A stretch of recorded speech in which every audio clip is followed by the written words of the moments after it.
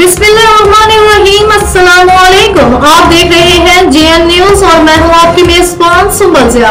Bulletin का बाकायदा आगाज करते हैं और शामिल करते हैं अब तक की अहम तरीन खबरें। टोबा टेक सिंह से हमारे डिस्ट्रिक्ट ब्यूरो चीफ की रिपोर्ट के मुताबिक एमपी मलिक मोहम्मद अरशद की कमीर की आवाम के लिए खुशखबरी, रेस्क्यू डेवलपमेंट डबल टू का इफ्तिताह कर दिया। तफसील के मुताबिक एमपी मलिक अरशद ने रेस्क्यू डेवलपमेंट डबल टू का इफ्तिताह किया।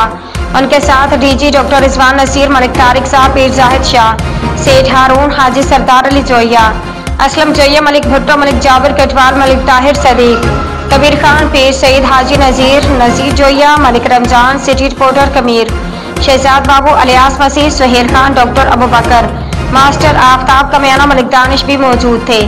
इस मौके पर मलिक अरशद एमपीए का कहना था कि मैं इंशाल्लाह हर हाल में कमीर के अवाम की खुशहाली के लिए दिन रात कोशिश कर रहा हूँ। इसके अलावा जल्द अज जल्द गलियों मोहल्लों की तमाम सीवरेज और पुख्ता सड़कें तामीर करवाऊंगा। मलिक तारिक की खसूसी काविश है कि हर हाल में कमीर के अवाम के साथ हैं।